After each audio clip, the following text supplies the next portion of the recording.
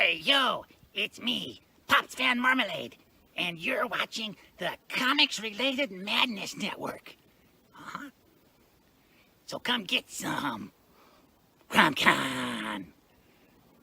CromCon.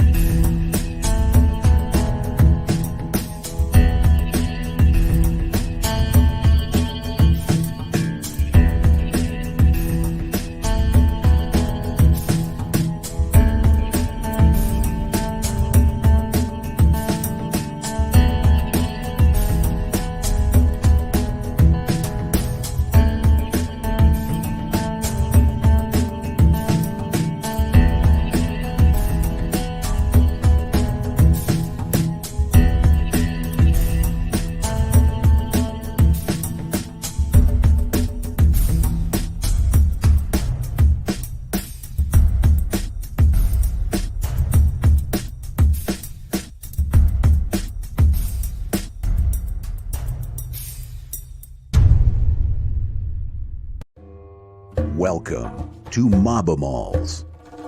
Mafia Animals Poker Playing Cards. Make 100. Where real-life mobsters meet the wild side. Let's dive into the intriguing world of this unique deck. Meet Carmine the Snake Persico and Vincent Mad Dog Call. Real-life mobsters with fascinating stories. Mobamalls takes these characters and transforms them into their animal nickname counterparts. Introducing a 55-card poker-sized deck featuring 52 of your favorite mobsters reimagined as animals. Each card is a dedication to a different real-life mobster, complete with their name, nickname, affiliation, and birth-death years. But that's not all. This limited edition print run includes exclusive items like poker chips, signed decks, whiskey glasses, challenge coins, and even handmade Mobamal plushies. Don't miss your chance to be part of this limited edition experience. Back Mobamalls, Mafia Animals Poker Playing Cards. Make 100 on Kickstarter now. Let's bring these mobster animals to life together.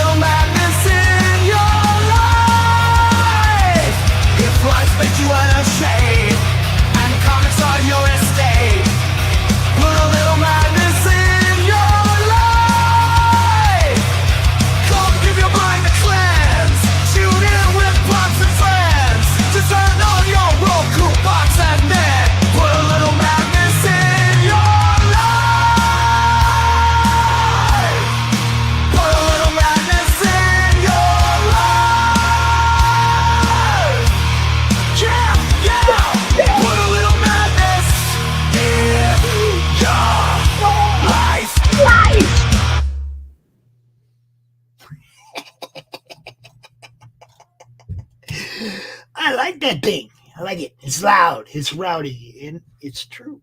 Put a little madness in your life. It's what you need. It's what everybody needs. Woohoo! What's up, Laurie? Got Laurie in the chat hanging out. No, that's Brett. That's what we're going to be launching on Friday. Laurie and I are doing a launch party on Friday at 1:30 in the afternoon for Brett Giuliani's Mobamalls. You guys got to be there to check it out. There's a lot of good stuff in the campaign. He gave us a little peek. Looks really good. And yes, she will be there. I will be there too. Before we start, I got to give a little shout out to my boy Almega. He's over there right now interviewing Todd freaking McFarlane. Told him put in a good word for us. I'd like to talk to the Todd father myself. You know what I'm saying? But yeah, I can't watch it because we're doing our show, but we do our show. We don't just blow it off for other things. So I'll be watching that replay later. Later tonight on the network, RJ's doing a show at 8 o'clock Critical Blast. He's doing the show at 10 o'clock. We're doing a network premiere of a new show that's coming to the network called Rabble Rousers with our girl, Miss 1776. So you kind of get an idea where that's going to be going.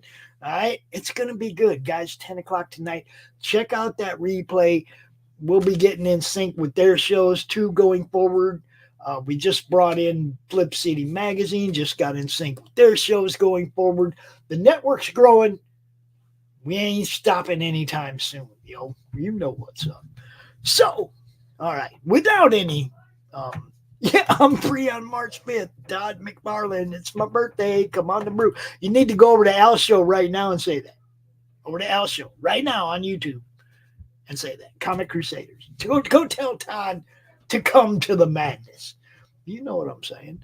This is it grows and it grows and it grows and it grows because of good people, good comics, good shows, good content, good everything. That's how this thing grows, man. And one of the things that's really good that one of the people I met over the last couple of years who has really been pretty amazing for helping me out personally. But yeah, look, dude's fun. He does games. He does comics. There just ain't too many, there ain't too many people that are working harder than this guy. I know we got Carissa dropping everything out on the comic side, but this guy is doing it with games too. You know him. I had to catch him mid-drink. You see that? You know him. You love him. It's the Laughing Rogue himself. It is Mr. Chris Brown. And dude, as always, it's good to see you, brother. Look at that. Indie Comics Battleground. That is a game that he created that's all of you guys. It can have your characters in it. It's good stuff. So, Chris, welcome as always to the show. RJ put that song together. Did he? Yeah, he wrote it. He did the music. I'm pretty sure. I don't know if it was AI generated or what. I think he did the music and the lyrics, but I think he had an AI singer or really paid somebody else to sing it. But he could have paid me to sing that. I could have done that. Put a little madness. I could have done that. We could have mixed it up and it sounded just like that. I'm saying, Yep. A little reverb on the end of it. That's all you needed. I would have had fun with that. Give me the mic. Mm-hmm. Give me the mic. Now look, you've been doing this game thing, making games since before I met you. Yeah. Okay. You've been doing this for a long time. It's not like something that just popped up. You have a lot under your belt. And before we go on, talk about everything that's not Slaughterville first. Gotcha. And then we will go on to the progression of what Slaughterville has become. Okay. All right. So there's a few things. One, I started off again. That was my first game, the Slaughterville one. But I've also designed a game that unfortunately we can't get anymore. It's District Z, the Cult. It's the choose your own adventure one that keeps killing Laurie. I also did Gods of Metal. We can't get it anymore, but can we reproduce it? I made it for another company, so I don't own rights to it. Okay, but can we ask, hey, we got people that want this. What's up? Can we redo it? Can we? He's the guy that stole $30,000 from me. I can't really ask him. Then I don't think we should have to ask him. We should be able to recoup our money in any way possible, right? I thought about the same thing, yeah. But Gods of Metal, of course. Speaking of, I'm a metalhead. I like heavy metal, but I like country too, which is really weird. And Gods of Metal is really fun if you like deck builders, building your own band, killing demons with the power of heavy metal. That's what that is. And it's a really fun game. Yes, I've played it. I can say it's a fun game. Yes. And we have Gone Hunting, which right now I have a thing going on eBay with Gone Hunting. See, we have this guy on BSO, the Big Sexy Outdoors, right? Mm-hmm. And what he does is he takes out kids that are sick, underprivileged and so on, and he takes them out on hunting trips, outdoors trips, fishing, hunting, whatever you have. So we're offering Gone Hunting with his company is Sasquatch Outdoors, and we're giving part of the profits from the game to them. Most excellent. So every sale we get, we give Sasquatch Outdoors part of it, and this way they can help take out some kid and Dude, that's not awesome. take them out, not like take them out. Yeah, we know. Yeah. And then I have, let's see, Scene of the Crime is my film noir detective game that's coming out this year, and we're doing. Hopefully, we'll get the art with Doc, and that'll be fun. Yeah, you got to let him know. He thinks it's just a book. Oh God, no. That's what I'm saying. It's like, you got to let him know, dude. I told him, I said, no, I think he wants you to do the art for the game, dude. He goes, well, he just used the art from the book for the game. I was like, I don't think that's kind of how this works. Yeah, there's no book to it. Yeah, not yet anyway. There's no, I mean, you got to draw the map, the game board, obviously, or tiles or whatever you're using for a game board. You got to draw, all this stuff has to be arted. Yep. Yeah, I'll get a hold of him. I'll sit with him and talk to him. I actually have it. I have the demo copy of that printed out. If you liked LA Noire, this is a board game version of that. And I used to have it. This is the honest to God truth. I had it where, like a lot of these detective or investigative games, there's one set story, right? Like you follow through, but then if you find your clues and everything, it'll help influence on how well you do at the end.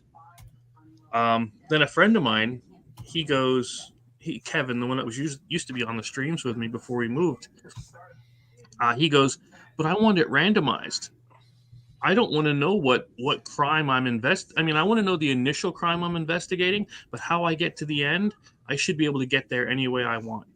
So I'm like, well, all right then, let's do this. So now you can ask any suspect any question about any item or other evidence you found, and how they react is going to be based on how much they like you. It's a whole thing I distilled down into these things. Also, I didn't tell anybody except I think my son Amos, Nicholas, he's the oldest one. This one, I'm thinking of doing Slaughterville Pocket Guide, which is a mini version like that would fit in. You know how big the Slaughterville game is, right? Right. I'm thinking about making one that'll fit in this box or smaller that you can take with you when you travel, and it's easier to transport. And that's just been sitting on my head going through. When you think about the cards and the tiles, there's probably got to be a way to make this into a video game. Yeah, we were working on that. Yep. That Kevin guy that we tiles and you draw the cards just like you would if you were playing it on a tabletop, right? Yep. Yeah, we were working on that using I forget which Adobe product he was using, and looking at getting it on the App Store. Yeah, that'd be cool, dude. See, and that's a lot of these people that do these games don't think of that.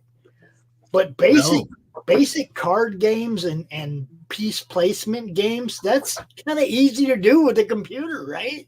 Right. You know? Well, you remember last time we were on? I mean, we've been on a few times, but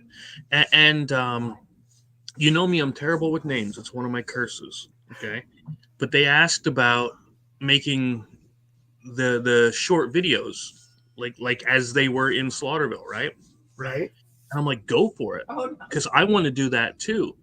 In fact, there was this guy when I first made the game, Zcat. He did a review of it, and he did the review as if he just bought a house there. So he was walking through. Obviously, it was his house, right? But he had it all spooked up, and it was. Dude, that's the kind of stuff. That kind of creativity paired up with the actual product, which by itself is beyond creative. That's the kind of selling points that make it work. Yeah. It shows they were really into it and everything. It was pretty cool. And I have my awards that I won for the game sitting up there on the shelf, much like with Wayne Gretzky throwing his Stanley Cup in the garage. You know what I mean? It's around here somewhere. I got some awards in boxes. Yeah. You know. How funny is that? Wayne Gretzky, like one of the greatest of all time, right? Takes his Stanley Cup, throws it in the garage. But yet these freaks are jumping around for a fake Stanley Cup at a Target, right? I went to America West Arena. Okay. And it was the Wings and the Yotes, and the Wings were defending champions, so of course they were traveling with the cup. And I got my picture taken with the cup. And it's the real one, okay? And I know it's the real one because I went to pick it up, and they were like, "Oh no, no, no, no, no, no!" I was gonna hold it up, take the picture, right? Oh, dude, I had 10 people grabbing me. Oh no, no, don't pick that up. They came out of nowhere quick too. They were yeah, I can promise you, they've done worse to that thing than pick it up. Oh, I know. The Stars, I think they threw it off a balcony into a pool, dented it and shit. Yeah. their party, you know. Yeah, I mean, people have drank out of it, people have pissed in it. It's been, you know, it's basically the cup. It's everything. 2 teams, 1 cup. Yeah. Now they carry it around in a protected case with a guard. Yeah. Yeah, it's kind of funny.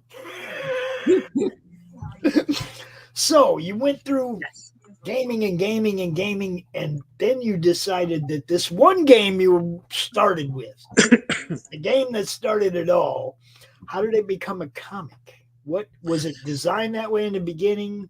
Did the comic come first? How did this turn up? Because we're talking about Slaughterville now. So Right. Well, believe it or not, a lot of this started way back here in 2005 with the thing I just shared you.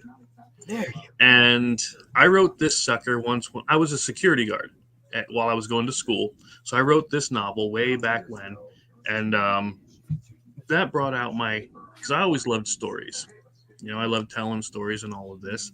And what I wanted with Slaughterville was a way for the player to experience a board game and tell their own stories. Plus, I wanted like everything compacted because I have tons and tons of games around here, right? I wanted a box where you could play different types of games. So this way you're not always playing the same thing. And that's pretty much what this Slaughterville is. And I've always liked the horror stuff. I mean, God, I can remember, and I swear to you, that Return of the Living Dead, that I know it was the campy one, right? I get it, but I was Quigley, man. Come on. I know. But I was little when I saw this thing first. And that thing stayed with me for so long. Even when I was in California at a street race, it's the honest to God truth. I was at a street race in Cali once when I was 15, and we got taken to a chop shop. Okay. Right. And the guys are in there cleaning their guns, and in the background was Night of the Living Dead or Return of the Living Dead on TV. And I'm like, I still can't watch this thing. Even then, doing everything else I'm doing, right? Surrounded by all this. I'm like, that is the scariest thing in the room. Screw whatever else is going on. Dude, Yeah. It cracks me up because I'm pretty sure that's the one that Linnea Quigley dances on top of the tomb. Yeah. I think so. Yeah. See, and of all movie scenes, classic B-movie horror scenes, that's the standout. That's the one, okay? If anybody ever mentions Return of the Living Dead, I go right to that scene. Linnea. But, and yeah, and again, I saw Friday the 13th when I was 5 years old on Laserdisc. You know, I mean, I've just liked horror for my entire life. I don't watch much of it now with the kids around, right? But when they're not here, you know. Dude, I've been finding all kinds of fun old horror movies since I got Roku, and I got, man, there's so many different things you can find on Roku. Yeah. Different, that there are, you know, all the different stations and all the different, you know, live TV and like Heart Stuff, American Horror Channel, all the different stuff over there, dude. It's crazy. I was just about to say, I was supposed to get on that show, but he never got back to me. Well, I think a couple of times I wrote back. I said, "Hey, are we still doing this?" He goes, "Yep, we're still doing it." And then I never got to get on. Hart? Yeah. I talked to him a few times before. Oh, don't worry. We'll handle that. I just sent him the Roku ad, the new ad for our channel that he's going to be playing on his channel. Nice. Look, I'm not a production guy. I did the best I could. I don't have a studio or a nice camera. What I got to work with over here, Chris. But it's a little 30-second spot for him to play on his network. So good. Hopefully, we'll get some views out of that. The problem with the preview channel is there's no analytics. No idea how many people have signed up. No idea how many people are looking at what we're doing. There's no way to gauge how it's doing as a preview other than what people tell me. It's like, hey, man, I just signed up. A lot of people tell me they signed up for the preview. So I've gotten a lot of pictures of people take a picture of their TV, sent me our logos up on their TV, which is cool. That's always cool when somebody shows you their TV and your logo's up on it instead of CBS or NBC. Yep. No, that's the MCN, baby. All right, so they're watching now, or I'd send you a picture of it. Oh yeah. they're watching something. That's all right. Look, I've been like beyond happy with the results so far. Just going and getting a Roku box. Yep. Even if nothing ever happens, that was still a bonus. Yeah, it's gonna happen. Don't worry. But you know what I mean? It's like even if shit just got wiped out right now and I couldn't do anything, at least I got a Roku box out of it. Be positive. Get a Roku box, you guys. You can still get all your other stuff. You can still watch YouTube and all your other stuff on Roku. Yeah. You don't need that internet provider charge for cable. And my God, pretty much everything that's on cable you can find on Roku in some form. Yeah, once I got the Roku thing, it was I threw out the cable, man. I didn't even bother with it anymore. Well, we got rid of the cable first. Actually, we had gotten rid of the cable a while back, but the Roku kind of replaced most everything that is gone. Yep. Yeah, I didn't need all of their junk that they were offering, to put it politely. I mean, cable providers got it wrong from the beginning. It should have been a pick menu. Yes. Okay, you get to go through, pick however many channels you want on your plan, and based on how many channels, then that's what charges flat rate across the board for everybody. Yep. Real simple. Let me pick what I want. I don't need the cooking network. Don't care. I mean, some people like that. I can cook. I don't need the cooking network. Mm-hmm. All the recipes are on the internet, and I know how to fucking read a cookbook. So I don't need a show about it. I saw one the other day, some bikers something cooking, biker chef, or I was like, get the fuck out of here. They're really reaching when they're going to the biker clubs going, hey, is there anybody in here who can cook? You mean meth? Yeah. Good stuff. All right. Right. I'm going to play this wonderful Hallmark video. Okay. And then we're going to talk about Slaughterville. Now, okay. Like I told Doc the other day, it's so much better just to have it loaded in the studio. You don't have to do anything. Just bang.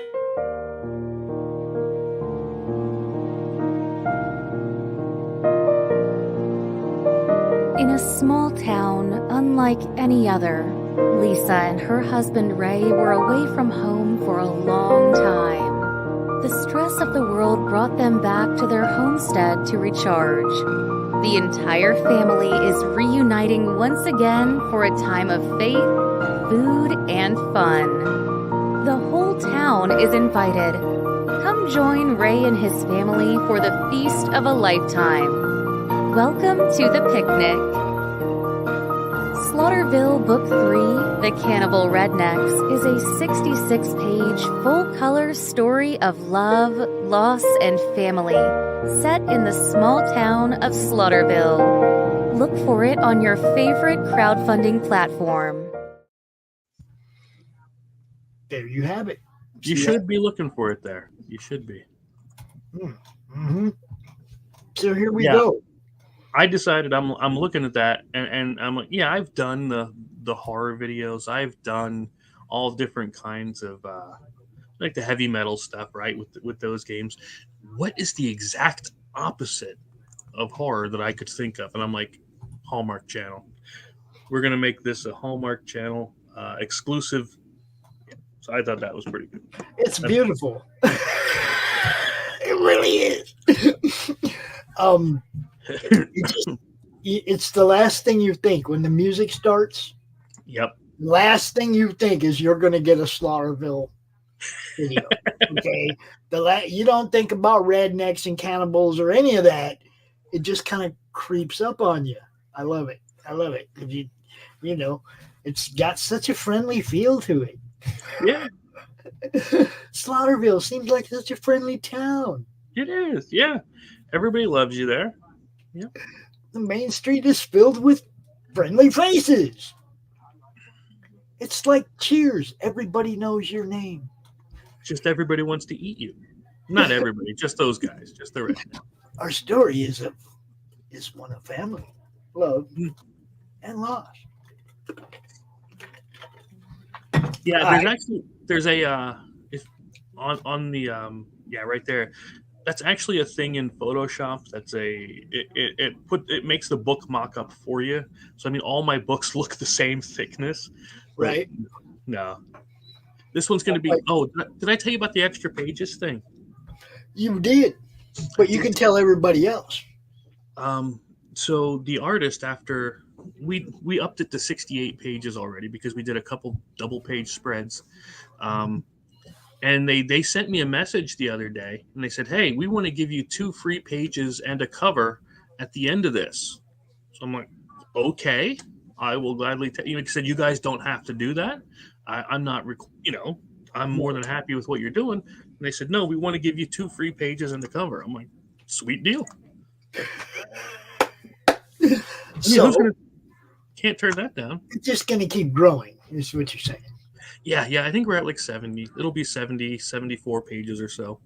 I used to have a wrench, since you mentioned the wrenches. I just looked here on the chat. I don't have one anymore.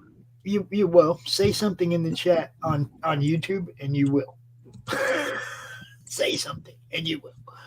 I don't know what's going on. We've been picking up some. You got a wrench? Oh, yeah, it does say it now. Okay, good. Okay. It used to say it like ahead of time. Okay. We have a whole bunch of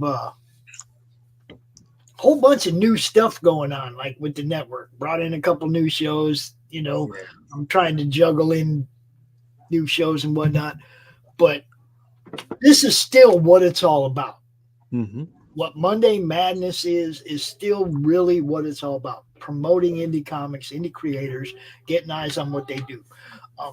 No matter what those douche weasels at StreamYard said, which I'm still pissed off at them, by the way. Yeah. Okay. I'll be like 30 years from now and I'll still be like, that was mother. Dude, they still, YouTube is still the worst. Without getting into it too much, every day they steal a third of our views and watch hours. Mm-hmm. Halfway through the day, yesterday's views dropped dramatically. Like at the end of yesterday, we know how many views we had because it's separated in a 24-hour period in the analytics. Right. So at midnight, it cuts off. Okay. So at midnight, we had 125 views yesterday. Today, It says we had 83 views yesterday. Oh, nice. So tomorrow will be 56. Every day they steal views and watch hours.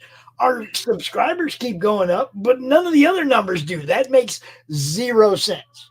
Mm-hmm. Okay, you can't keep getting more and more people and have less viewership. It just doesn't make sense. So I'm calling out YouTube on the BS, and I'm going to Roku, baby. Really, I mean, not only that, but for you people that run a show on YouTube, when you look at your analytics and you can see that they're actually actively taking views from you, how do you know they're paying you what you're supposed to be getting paid? Yeah. You don't.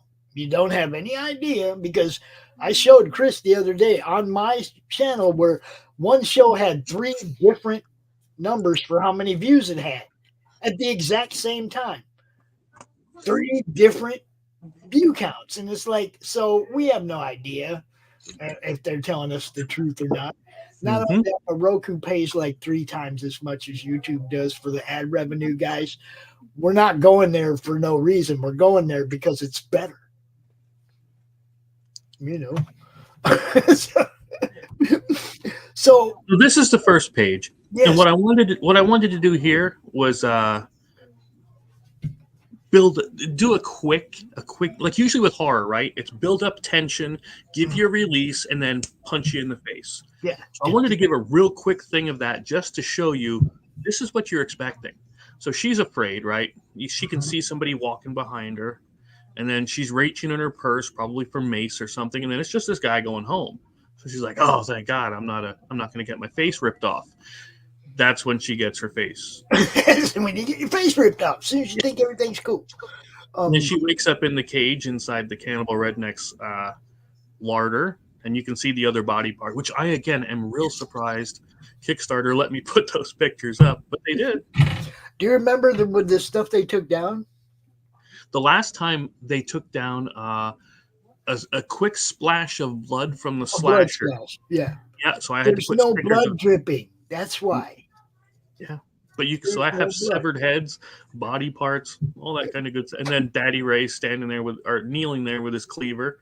I really like how they put her face in the Dude, thing. that's beautiful, because that's the old homage. We always have to see the reflection. Look, you got the reflection of him in her eyes too. Yep. Okay. She's freaking out. That's what we expect. You know. Yep. Good stuff, man. Who's your artist on this? Amir Malik. It's Meta Comic Studios. They've done all 3 of my books so far. The only thing was I asked them for this one to change the style into more of a Western style, because the first 2 are more manga style, and they were quick and easy to adapt. Now, normally I would say for a comic book, I would say bright colors, right? Bring you in. But for this one, I like the more muted colors because it's supposed to be rustic and toned down. That was the design choice going with that one. I like it. Excuse me. Yeah, you know what that was. Yeah. I try to do it just, try to evoke the feelings and the experience through everything, Well, for me, I've been noticing a lot of this lately, and a lot of people are starting to focus on the individual art style of their stories. Right. And I like that. I don't want to see the same thing everybody else did, or you know what I mean? It's like, yep. Not a shot, but let's just say certain people do covers, and every one of their covers looks the same, no matter whose book it is. Mm-hmm. Okay. I want different. Yeah. I want different all the time. And not just different artists, but I want different art from the same artist. I want to see that versatility. I want them to know that they can step into whatever role and handle it. Mm-hmm. I see a lot of people that are assigning a style to their story, to their product, to a particular story. Not every story they do, but assigning a style to a particular story. Dude, you got to do that so your story stands out. So it stands out. So people, when they see the name, they instantly think of that art that's not quite like anybody else's. Yepper. Yeah. This is leaning a lot toward that, because that's why we're still on number 1 today, right now. In fact, I just checked number 1 on the hot list at Kick Track over at the graphic novels. I think we're number 8 in comic books, which not bad, right? Yeah. Because but we're number one in graphic novels again for like the third day running. Most excellent. I remember when I used to pay attention to this. Yeah. Hey, I'll take it. I used to like religiously watch, what's happening there, and I could never figure out the formula. Yeah.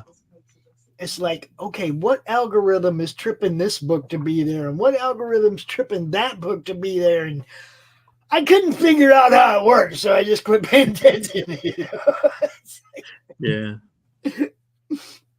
But yeah, it's great when you can tell, when you can draw people to it to look, and your stuff is on top. That's freaking awesome. It's not like it's a little thing. It's Kickstarter. It's Kick Track. Mm-hmm. But at the same time, you don't know how it's powered. I want to know how it's powered. So that everybody has an equal chance to have their book on the top. And it's like if it's just something you're doing in your campaign and you don't even realize, right? Yep. There could be something you're doing in your campaign you don't even. Same with the little seal of approval thing they give some people that you don't know why or how. Like, can we have some kind of criteria so that everybody knows what to do to have a chance to be on that?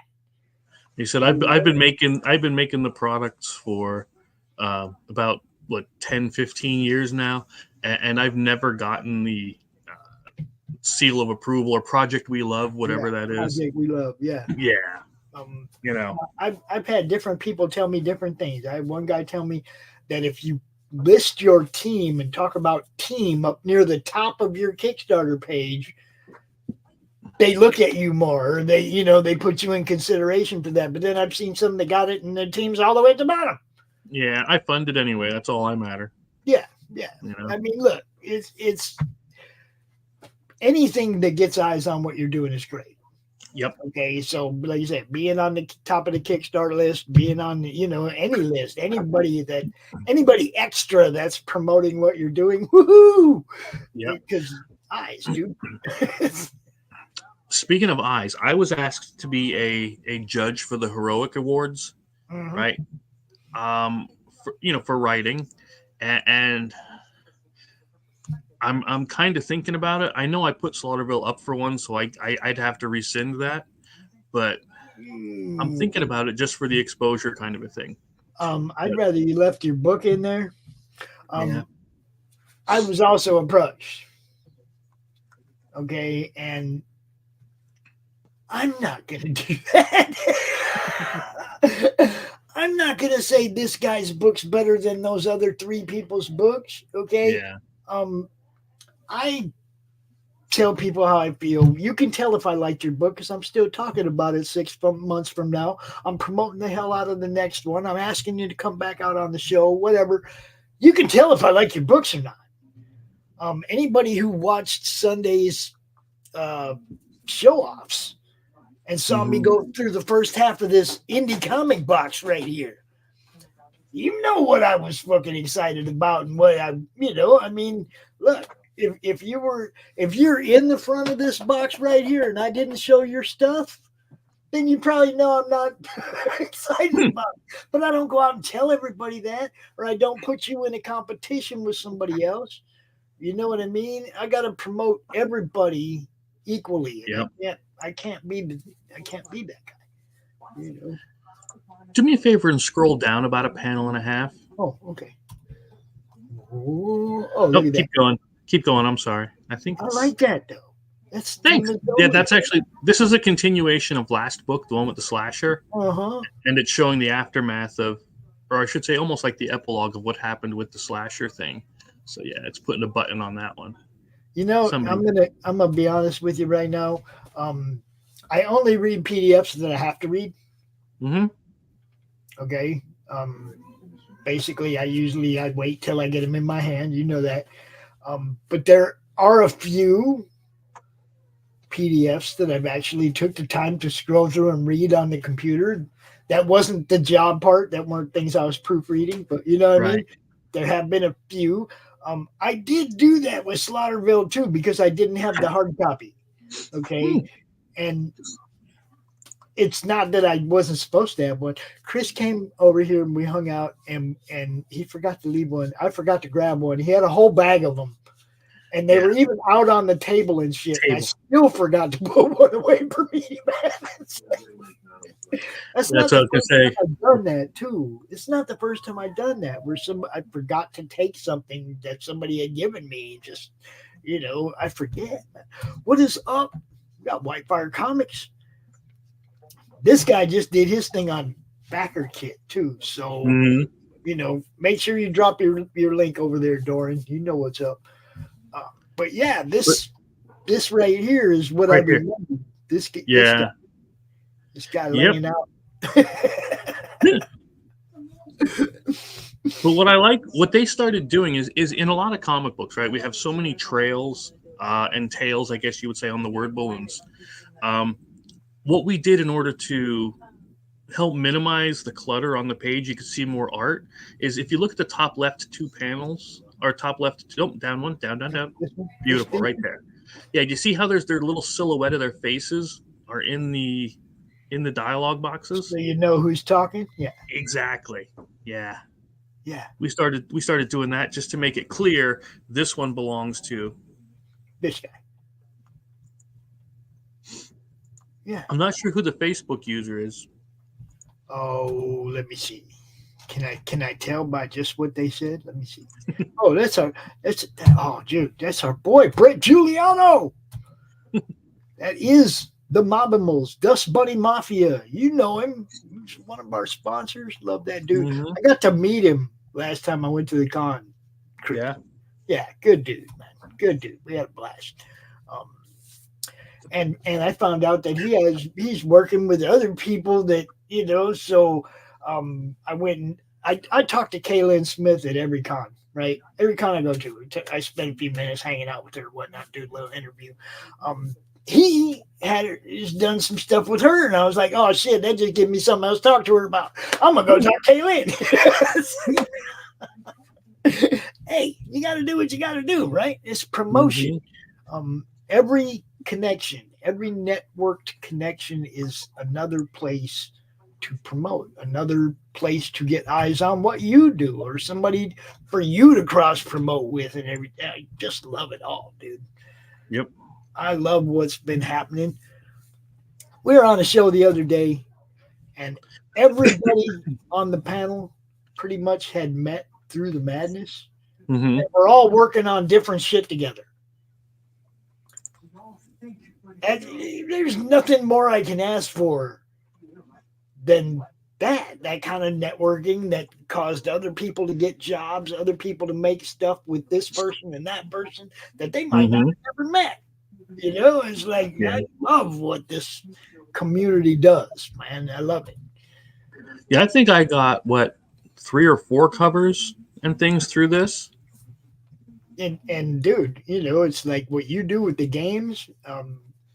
Yeah. It's a whole, like I said, everything is different connections to different angles, and you got to play them all. you got to work with everything you can. The good thing about that, speaking of the games, the indie comics one, is I have a spreadsheet, and I know I'm a nerd for a spreadsheet. I get it. I accept it. But I can plug your character in there, and that spreadsheet helps me to make sure that they're balanced with everybody else. So yes, you might have the Cardinal. Like, I remember that guy's book. I thought that was pretty decent, the Cardinal. Right. And I could put him up against one of the Ninja Bimbos, and they would be in that world feasibly able to go against each other. So like a handicap system. Almost, yeah. It's like the same way as Joker can stand against Superman in that Injustice game. Remember? Right. Normally the Joker would have been a red paste, but we're doing I told you we're doing a new game coming up with Jeff Bracey is doing the DM for the new game, and it's Marvel Superheroes, the engine from the Marvel Superheroes game, right? But we're using Roll20 to play the game, and we're using our own characters. Okay, so we also did actual generated characters with the roles, right? Yeah. Okay, well, Crom's little powers are pretty much all internet based, or tech or whatever, right? Unbelievable roles for him for what he's good at, and really bad roles for like strength and all that kind of shit. It just pretty much turned out exactly like Crom, dude. It was like, Yeah. Is it this Marvel one? yeah, I think that's it. Let me see that. Hold on. Yeah, it had little game pieces of everybody and everything. Yeah, we used to play that. And it had a little map that came with it. Yeah. Little city map. Okay. Yeah, we did all those games, man. All of them. I was supposed to interview the creator of that, but Marvel wouldn't let him come on because I'm a nobody on this. I only have like 1,200 people subscribed. See, now these guys suck. Hey, Doran, you can run it on Fun My Comic. Nobody's going to tell you can't run it because you're running it somewhere else. Yeah. Okay. Fun My Comic, bro. Just go do it over there. I'm just saying. How long has it been since Backer Kit started letting you do campaigns? I'm like, I didn't even know they were doing that. Well, they've been letting you do them, I don't know, a little over a year maybe, I think. But that's how little I've used. But, dude, as soon as they start saying you can't somewhere else, then they're trying to monopolize your product. Fuck them. Okay. Yeah. I'm just saying, it's like there's other places you can go sell. We promote it the same no matter where it is, right? You go put it on Fun My Comic. Hell, I do a show every week about the stuff on Fun My Comic. I don't do a show about the stuff on Backer Kit. Yeah. You see what I'm saying? It's like, dude, like even the and I know we got to get the other person on here quick. He hasn't showed up yet, so you're okay. Good until he gets here, and he'll get his 45 minutes. So you count on. Okay. I don't want to. I don't want to take anything from anybody. But, so board games on Kickstarter are starting to really, really wane off. Like almost nobody's doing them anymore, unless you're doing STL files or a Dungeons and Dragons module. Kickstarter board games are just not there anymore. So that everybody's using like GameFound, and that's because they support it better. And honest to God, it started just like Fun My Comic. It was this site that nobody had heard of at first, and then all of a sudden a few people started using, then a few more, and now it's the one you go to. And that's all it has to be with that other one. A few people like Mike. I know Mike uses Fun My Comic with Luke, and like you said, just a few need to use it, get the word out, and then it'll become what it should be. I go through it every week, right? And when I'm seeing campaigns that are pulling thousands. Mm-hmm. I'm seeing campaigns that need help. But Max and I were talking about it. The ratio of successful funded campaigns on Kickstarter to ones that don't is about, 60-30, I think, or 60-40. I think we said maybe. Or maybe it was the other way around, 40-60, like 40 actually fund and fulfill. Okay. And a lot of them don't. Okay. And the ratios are the same no matter what platform you're on. That's basically what I'm getting at. The ratios are the same. It's like fans either buy them or they don't. They just, as long as they know to go look there. And here's the thing, though. If you look at, just off the top of my head, the Fun My Comic ones, right? Mm-hmm. You're gonna have. I remember again. I know Bronze Stars on there, and I know the other. But Mythicals, I believe, was on there. The ones that are on Fun My Comic are about the stories. The ones on Kickstarter that are funding are about the titties. Prove me wrong. Most of them are not safe for work books. Yeah, a lot of Kickstarter is pretty much. Yeah, exactly. But if you look at the Fun My Comic ones, they seem to be more story oriented, like actual caring about the story itself. Right.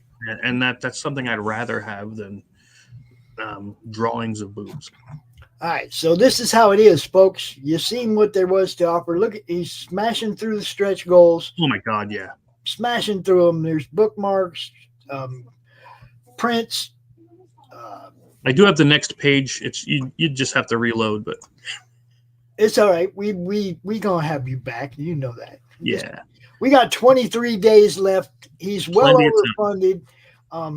Look, guys, this stuff's all done and ready to go. Okay. You're gonna get it. Obviously, you see how many previous, things that Chris has done. Yeah. 16 campaigns. You're gonna get your stuff. Guaranteed. He even fulfilled when he got badly ripped off one time by the postal service. He's still fulfilled, even though they cost him like $9,000 or some shit. So yeah, Chris will take care of you guys. If you like games, you like books, this is your dude. Laughing Rogue on Twitter, on Facebook, on YouTube. He's got a YouTube channel. Go check it out. Subscribe to that too. You'll see more of this. And you'll see more of me and Chris doing some tabletop game demos and stuff like that. We've done it before. We're probably going to start doing that a little bit more. So keep your eye out for that. And in about 3 hours, I'm going to be on with Big Sexy Outdoors. We're going to be doing that tonight at 9. And who you have for a guest tonight? What's up there? Oh, who do we have tonight? I know on next month we have Women in the Outdoors month. But I don't. I'm horrible. I don't even remember who we have on tonight. Running a network, folks, it ain't as easy as you think. All right. Yeah, exactly. I do want to introduce you to. I know you got to scoot and make dinner. Yeah. I do want to introduce you to our next guest because networking and stuff. That's what we do. Ladies and gentlemen, Mr. Mike Seers. Hey, what's going on, Mike? How's it going, bud? Not much. I just got off work. And been a long day. Mike is the creator of Mouse Man. We're going to be looking at that in just a moment. So, Chris, I love you, brother. I will see you again real soon. Good luck and God bless. Have fun. Take care, bro. Right. Hey, how's it going? I'm good. Yourself? I'm doing all right. All right. Ugh. Now I'm checking this out earlier. Mouse Man. Now, the thing is Amazon. We can't show much, so I'm gonna be counting on you to show us stuff. Oh, there we go. There's 1 and 2. I might have to since this is like 45 minutes. Hopefully by the next time I should have the third one. It's supposed to be coming in the mail today. Oh, nice. Yeah. You So might right get to now- do it hey, if they show up today, you can unbox them right here on the show. Alrighty. I mean, I'm not against an unboxing. I do that all the time. I actually have a show dedicated to unboxing stuff. It's a wide open network. We try to do everything. We got video game, tabletop gaming, D&D, just everything. Shield shows like this where we come out and promote people. It's an all around pop culture network with movie shows or shows that do movies, all kinds of stuff. So wow. If you're not following the YouTube channel, you definitely want to follow the YouTube channel. Every playlist is a different show hosted by different people, and you can go binge watch the whole thing. And we're taking all that stuff to Roku. That's what I'm doing. Oh, that's awesome. I'm building a Roku network out of all this. That's I'm not one of you guys. I don't write and I don't draw, but I have a goal for getting eyes on what you guys do. This is what my whole thing has been about since Emerald City went down in 2020. Okay. Oh yeah, I remember that. Yeah, That I had a whole bunch of friends that were like, "Pops, I ain't gonna be able to make no money all summer long." Because all the shows went down one after another. Bang, bang, bang, bang. No cons. A lot of these people count on those to make their money in the summertime, So I had a lot of friends that had they didn't have websites set up yet. They didn't think they'd need those. They were doing their thing. They were doing fine. And then all of a sudden their thing got pulled out from under them and they had to adapt. Okay. Yeah. Well, I tried to pick up the ball for as many of them as I could, and I turned my little Facebook group into a networking and promotion group where everybody could just drop their link to whatever they had going on in the group. And, there was only like 400 people in it then. Just a little group. All we used to do is just come out and go, look what I got. Look what I got. That was all we did. And then it turned into something different because of the COVID, and it has just grown and grown and grown.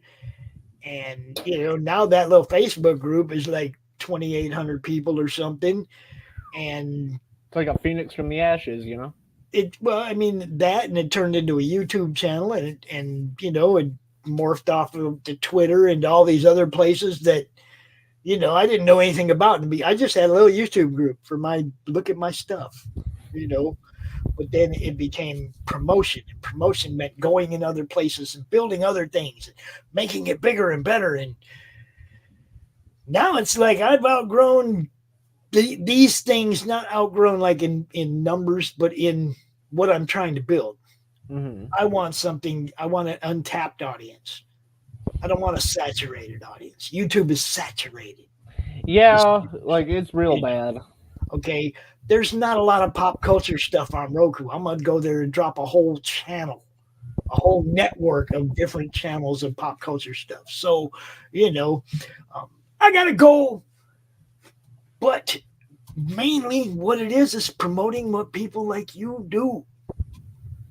That's how it started. That's basically all it's all about. So you got what you call Mouse Man, a 3-book series.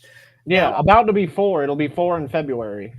Okay, are these graphic novels or? Those are just like single issues. Like they're not very thick. Like once the 4th one is done, I'm gonna put it all in a graphic novel. It should be about like 85 to 90 something pages long. Okay, so my main question is there anything you can show? Can we see some of the interior artwork? Can we see some of what? Do I have to blow you up on screen? Because I can do that.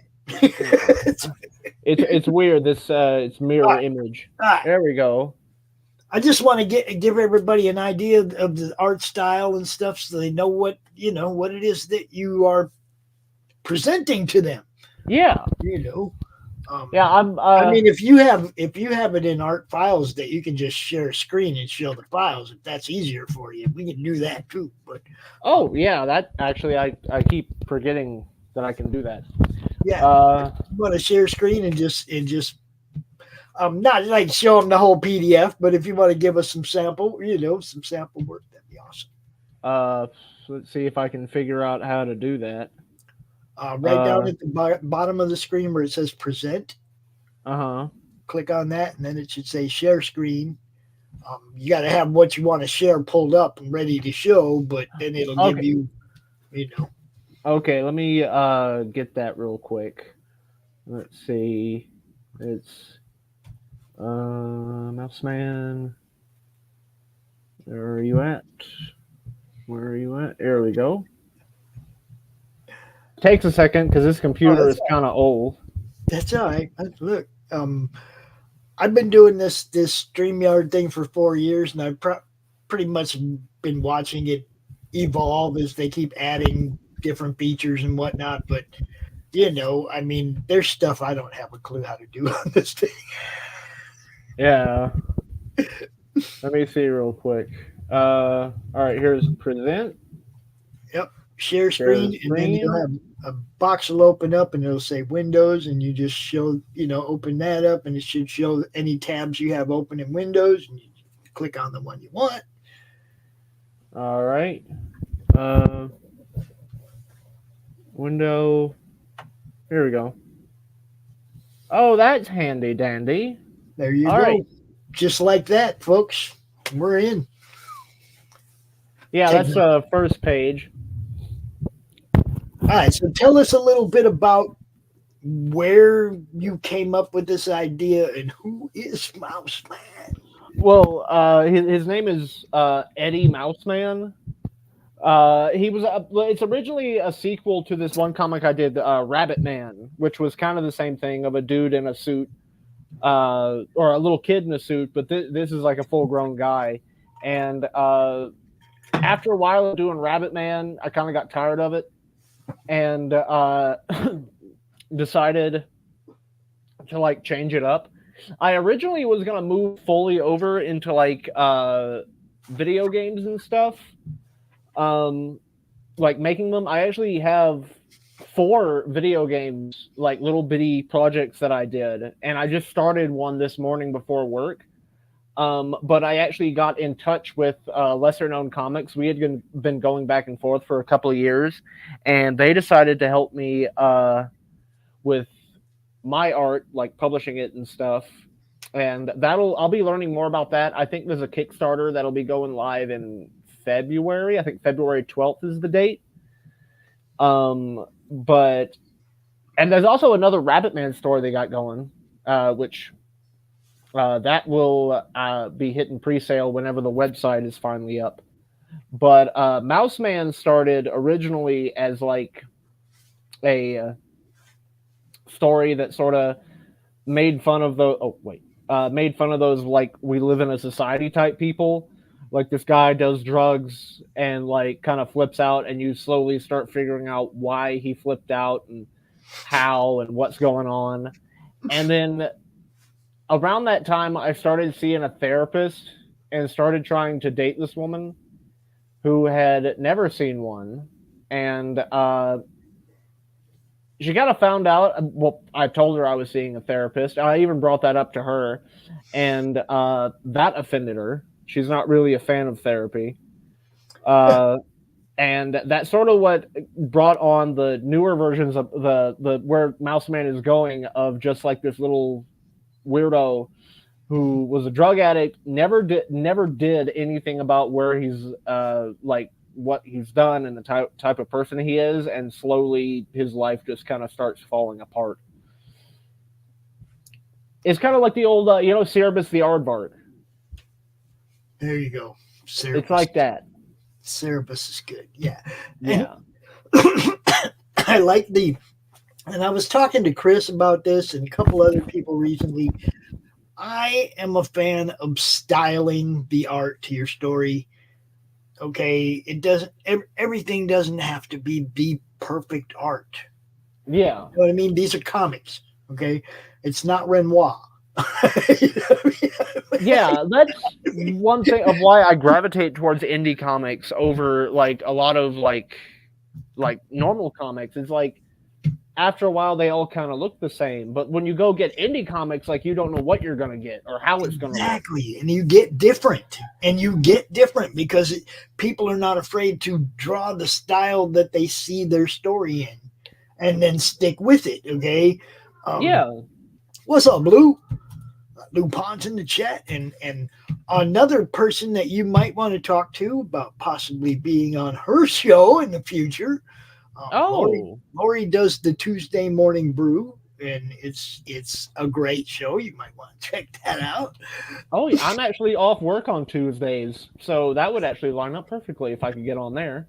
She's probably booked out till June, but Oh, that works. Like I've got a whole bunch of stuff I've got working on. I'll have way more to show.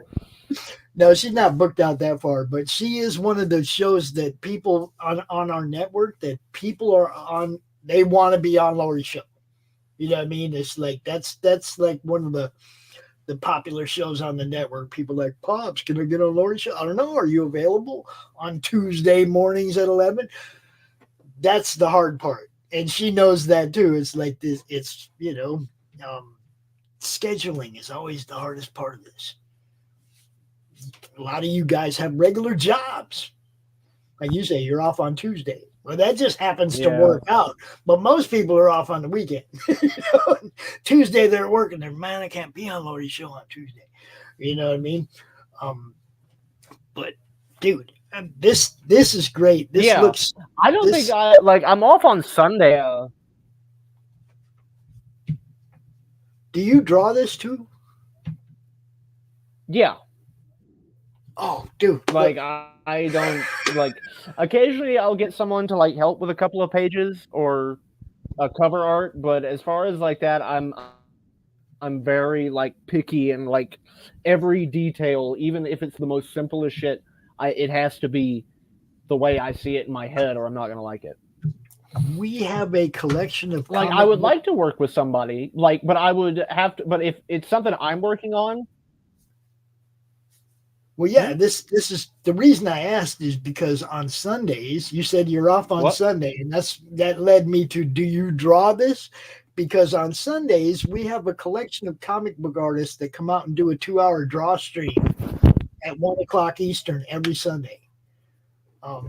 They just come out and draw together and just BS, right? You're more than welcome, dude. It's an open that draw would actually stream. work out. It's an open draw stream. Anybody can come out and hang out with the guys and draw. Huh. You know, it's a blast. I don't draw. Awesome.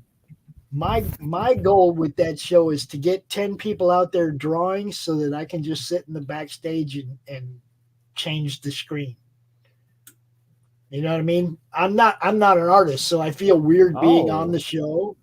I want 10 artists out there every week. You know what I mean?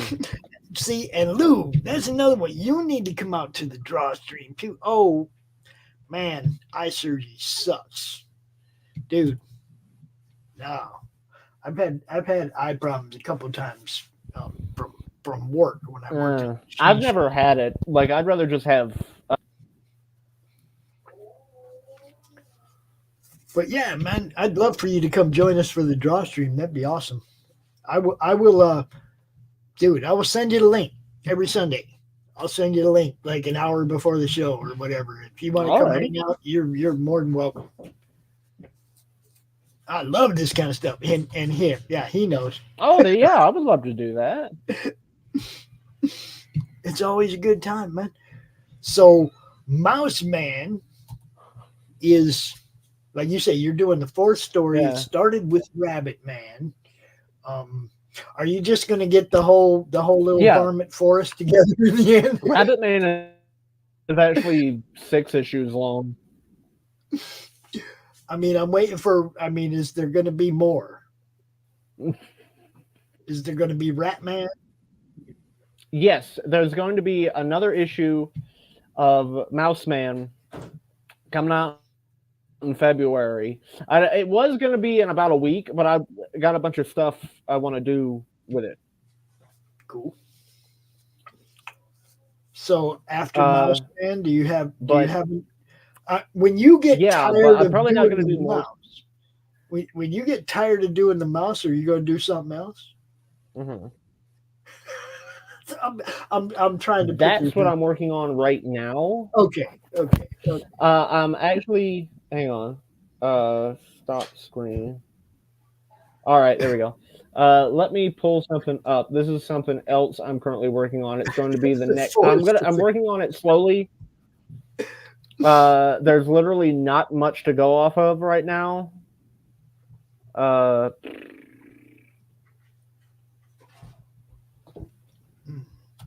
Hang on. Wait. I hope it gets better, Lou. Let's see. Share screen. Boop. Window.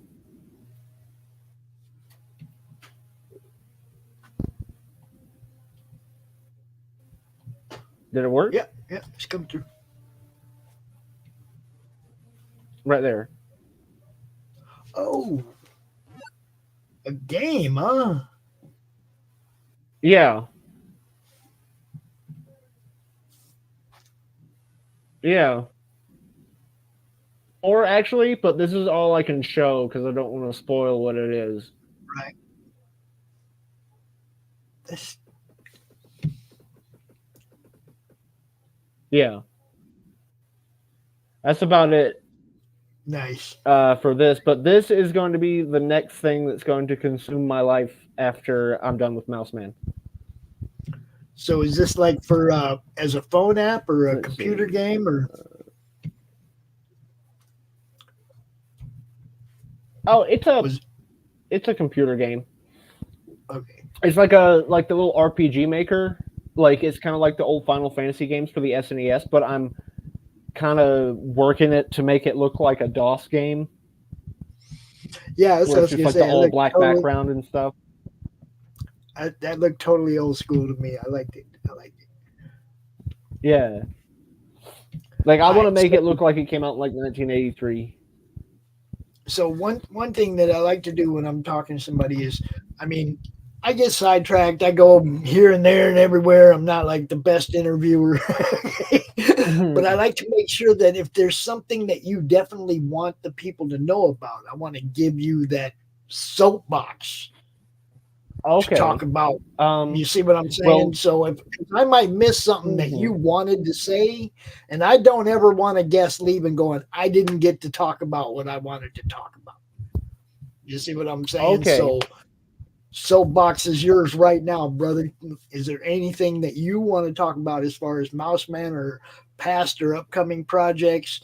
Anything that, you know, I might have misstepped on, go ahead. Let us have it. All right. Well, there is Rabbit Man. Rabbit Man. Oh, hang on. I got it right here. Here we go. These are also available on Amazon and only on Amazon because how they're weird shaped. They're like comic books, but widescreen. And there's 6 of them. I actually have some of those. DustBunnyMafia does his books like that. Like, yeah. This is sort of like what started Mouse Man. Mouse Man and Rabbit Man are 2 completely different things, though. Like, Rabbit Man is just kind of like Adventure Time, but they swear a lot. And there's 6 of them. There's Rabbit Man and the Terrible Prophecy from the Closet, Rabbit Man, Our Lord and Savior, Rabbit Man Delivers, Rabbit Man and the Midsummer Nightmare, Rabbit Man Hits the Road, and the last one is kind of a spoiler title. It's Rabbit Man Dies at the End. And all the while working on those, hang on, let's see. Come on. Let me see. I should still be logged into this thing.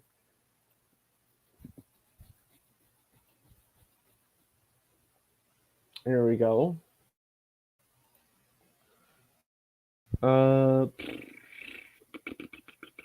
If you would also do me a favor, Mike, go to the YouTube channel and just say hi in the chat so that I can give you a wrench. And that way, when you see us live, you can drop your link in the chat to your product.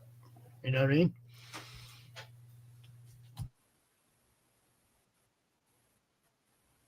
Oh, okay. Wait, is it doing? Let me see.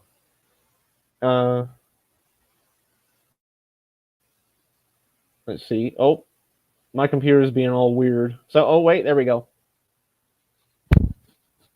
That is the first game that I made that I'm actually proud enough to show. The other ones were more along the lines of tech demos. So, roll that trailer. Let us get a look at it. Let's see. Wait, what's the YouTube channel called for this? Madness Comic Network. Madness Comic Network. Madness. Come on. Comic Network. There we go. See, I dropped your link over there for this show, but at any time that we're live, which is 3-4 times a day with different shows, I encourage people to come into the chat and drop their links, you know, because it's a network. It's a promotional network. That's what we're trying to do. So, you know, say hi over there so I can give you a wrench, and then you'll have that little blue wrench next to your name, and you'll be able to drop your links too. And Doran, I told you to drop your link, dude. Alrighty. You see if I can find it. It's like we got Doran Corkum over here, Whitefire Comics in the chat. That dude, he knows he can drop his links, but he's not. Let me try it on my phone because for some reason my computer is being stupid. Let's see. That's probably StreamYard's fault. StreamYard is a definite resource hog. You know what I mean? Man, there we go. Hog. Yeah, you can see yourself. There I am. That's the place right there. Yeah, just say hi in the chat. There you go. Now I can give you a wrench. And then anytime you see us live, like I said, pretty much any show, just, I always encourage people to drop their links, no matter who's doing what, because I'm trying to get eyes on people's stuff. That's my job. There you go, everybody. It's Mikey Boy Looks at Stuff on YouTube. Do you have a YouTube channel? Yeah, that's me. That's pretty much my only YouTube channel. Okay, cool. Go to channel. I'm going to go over there right now and subscribe. See, that's how that works. That's what networking is all about right there. See? Let's see.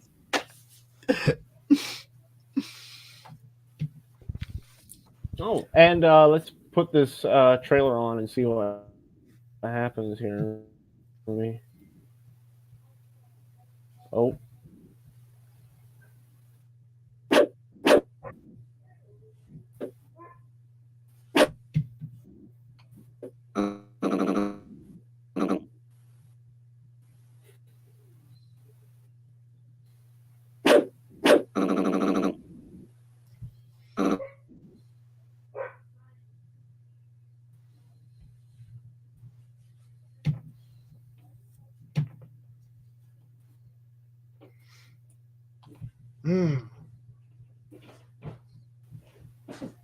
Looks like it froze up.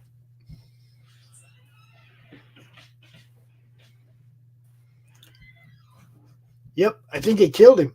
I think he's frozen.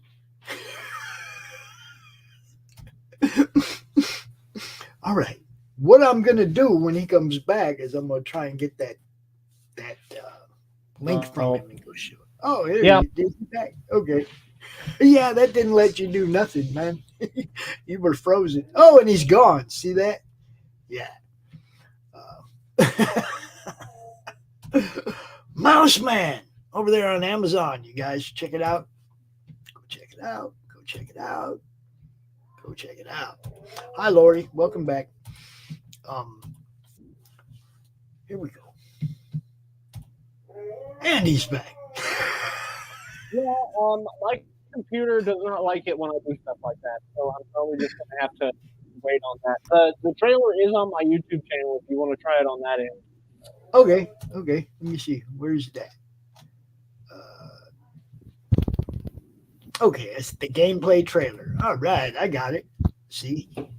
I can do this. Ooh. The Outskirts gameplay trailer. There you go. Look at that.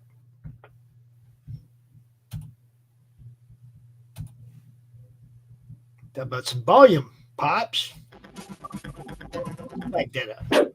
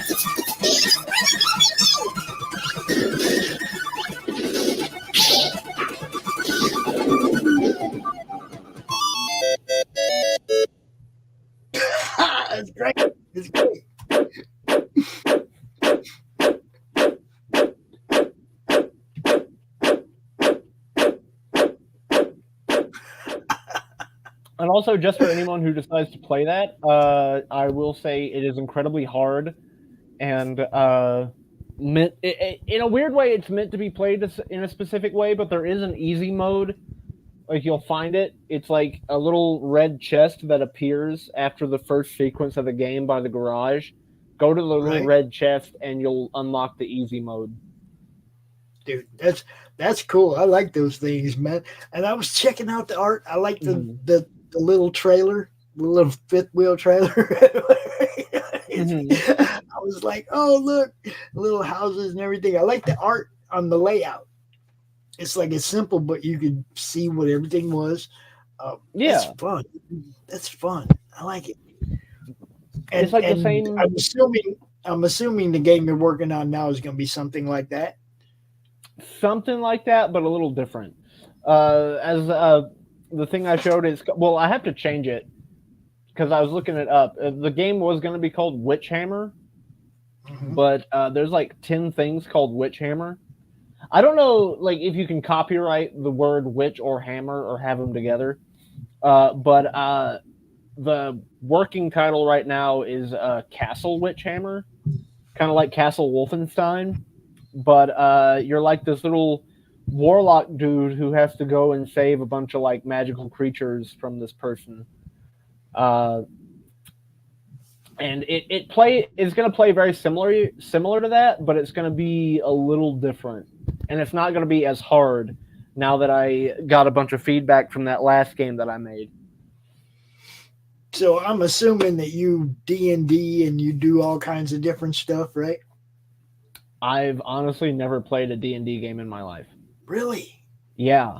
I've known several friends that were going to sit me down and teach me, but they never got around to it. Oh, well, there's no teaching. You just you create a character and you go live the life, man. You live that dude's life, basically. Roll20, which is a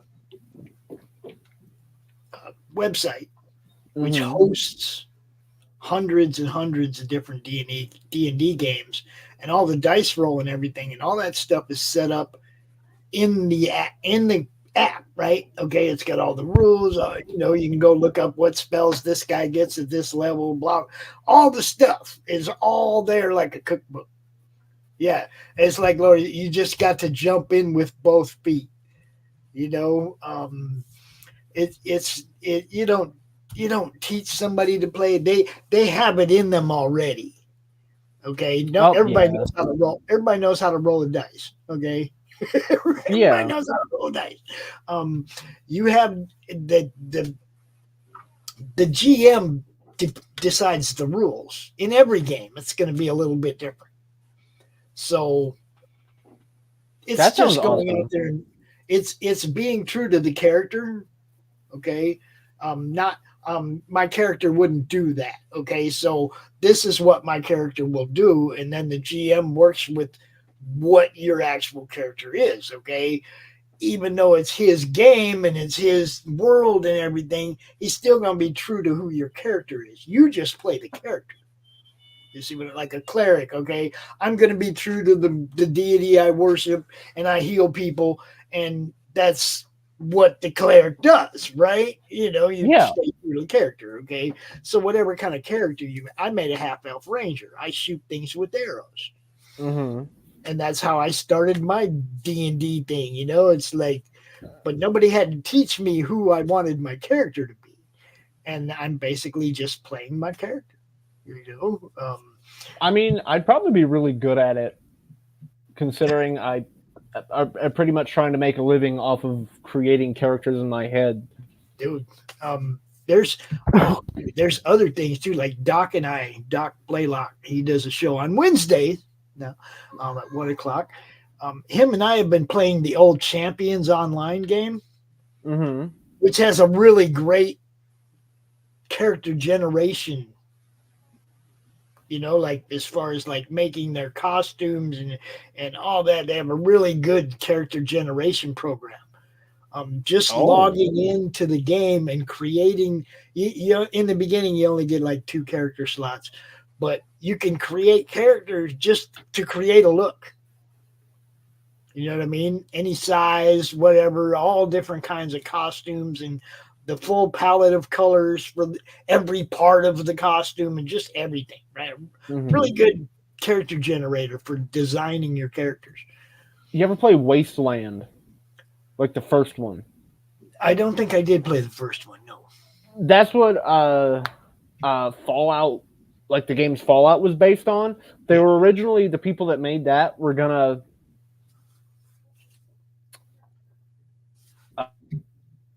make a sequel to Wasteland, but the people who owned Wasteland were like, no, you can't do that. We don't like this game no more. So they went away and they formed their own studio. And that's what they were just, Fallout was just their answer to that. Let me see if I can pull.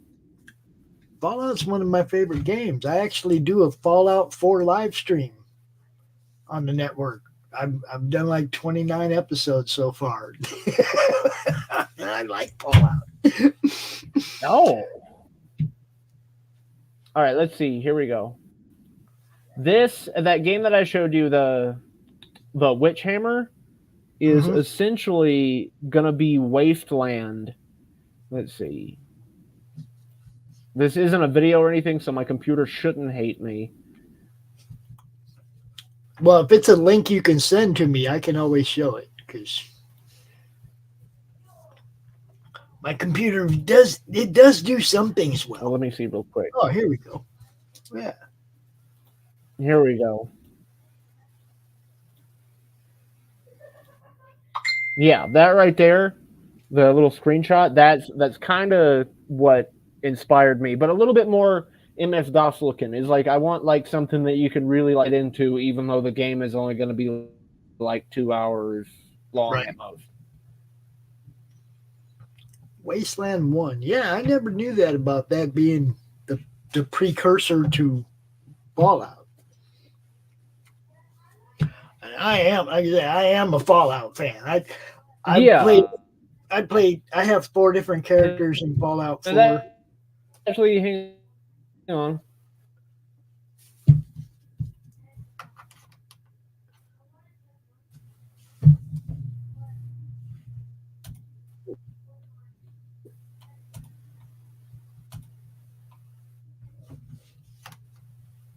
Oh, there we go.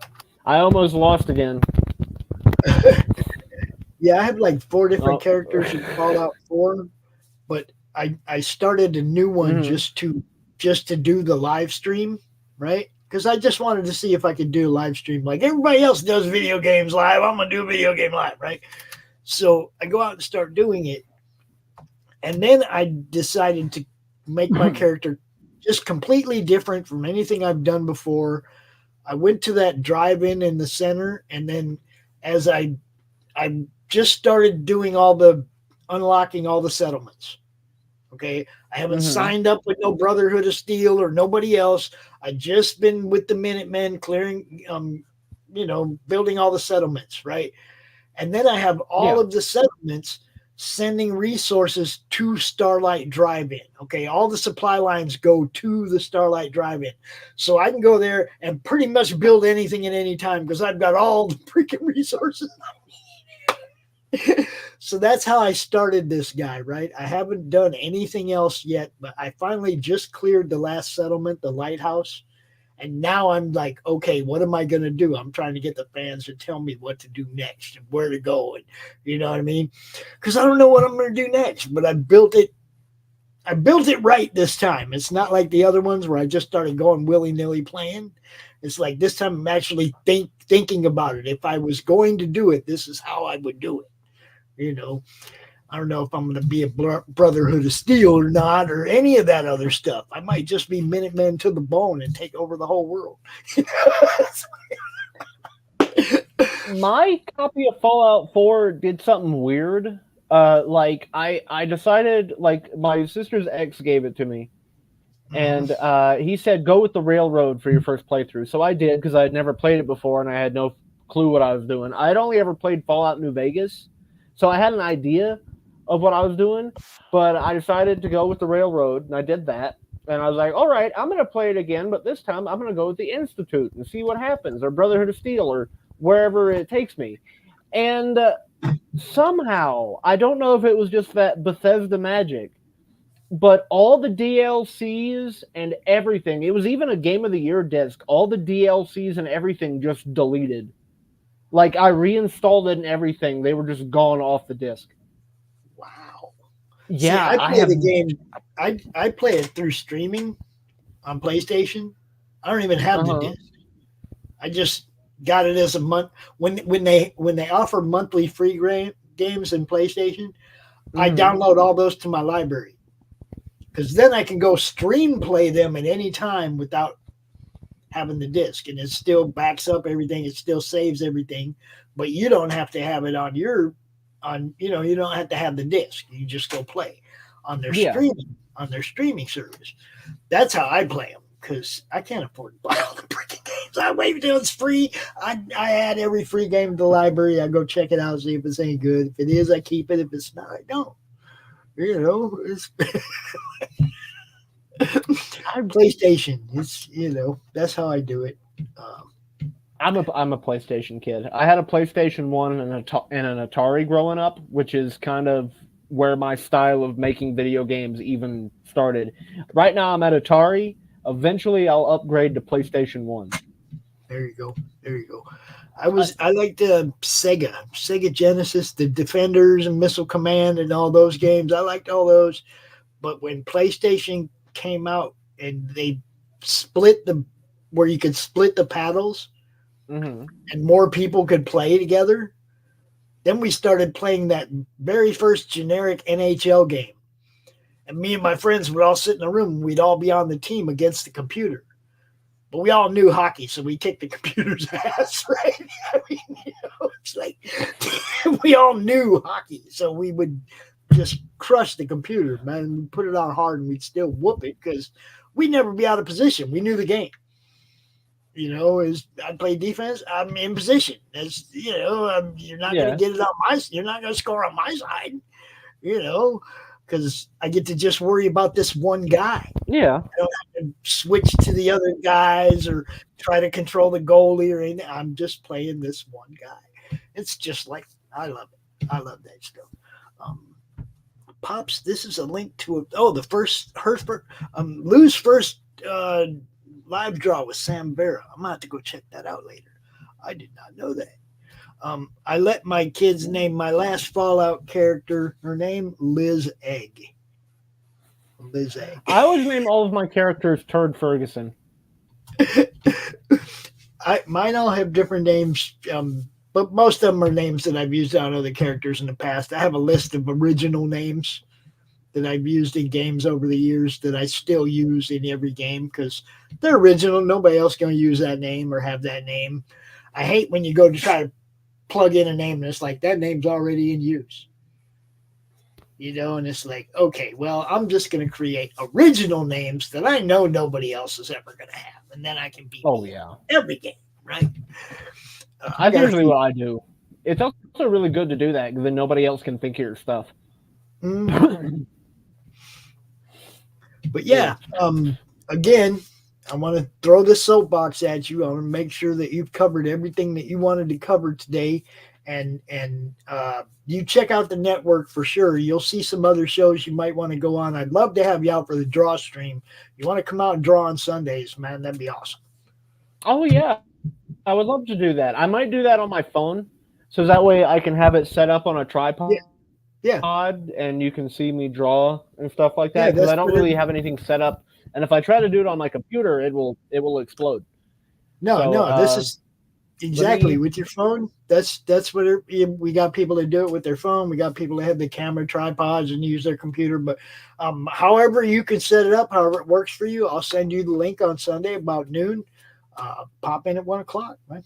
Or the time difference. I guess it'd be like 11 your time. Yeah, but I'm usually up by 4 o'clock in the morning anyway. Let's see.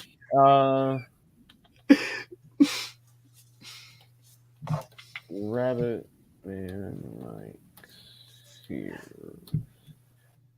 I'm trying to go over because I had this other comic that I did called Joe the Janitor. but as like filler, all the Joe the Janitor stories are already in Mouseman, so you're gonna get Joe the Janitor if you get Mouseman. Okay. So Mouseman has some extra stuff in it, but here's a link for you, real quick. This paste. This right here that I just sent, I don't know if it hit yet. That's the link to the Rabbit Man page. Yeah. Yeah. Let me. Mouseman isn't necessarily a sequel to Rabbit Man, but it is in a kind of a weird way. There's a really big spoiler where Rabbit Man does make an appearance in Mouseman, but not the way you think. Because I think Rabbit Man's new name in Mouseman is Grandpa. So this takes place, well, not necessarily years and years later. Like Rabbit Man takes place in a post-apocalyptic wasteland, but I don't know. You'll just have to like read it and see it. Like if you want to wait until the fourth one comes out, you guys, to get the full like thing, I wouldn't blame you. But Rabbit Man does in fact make an appearance. So Amazon does all your printing and everything? You do it all through them, or how does that work? Okay. It's like print on demand. Like I upload it and like edit it and make sure it's like good for a book and stuff like that, and then you can just buy it and they'll print it, and then I get some royalties off of it. Not a lot though, because it's Amazon. Yeah. We endorse and recommend Fund My Comic. Fund My Comic is a crowdfunding site, just like Kickstarter or Indiegogo, but it was built by a comic creator for comic people. You won't find people over there selling lawn chairs. You see what I'm saying? FundMyComic.com. We endorse them. We recommend them. It's the next big thing for comics. You know, that might actually be awesome. Actually, it will really be awesome for you because you can also set it up as a storefront. Oh. And the other thing that you're really going to like about this, there's only a 3% charge, which is a lot less than Kickstarter and Indiegogo. Yeah. And when you have an issue and when you're setting up your campaign and everything, you get to actually work with a human being. And when you have a problem and you go, hey, man, this ain't working, a human being will respond to you and go, let's get that fixed. Oh. Yeah. You're gonna this is the first I'm hearing of those guys. I only hear about Indiegogo and like Kickstarter. I've never done a Kickstarter before, and this is like a Kickstarter, but you can use it as like a store page. It's just like Kickstarter, but you can leave your thing up there. You know, you can put your other stuff up there. It's like as a storefront. Okay. Luke is a comic creator. He knows what you guys need. Do you see what I'm saying? Luke Stone is the guy who created the site, and he knows what comic creators want out of a crowdfunding site. Okay. Not only that, but he's very open to suggestions to make his site better. Because I've even like, hey, Luke, man, you should do this. Okay, I'm going to do that. Just like that. Okay. He's a comic creator. He understands what we're trying to do, what we need. He's building something that's just amazing. It ain't even been up for a year, dude. And there's campaigns there that have pulled 20 grand. Oh my God. So the fans are going there. They're looking. You see what I'm saying? I do a show every Monday at noon that we kind of run through Fund My Comic. We highlight a few different campaigns and whatnot every week.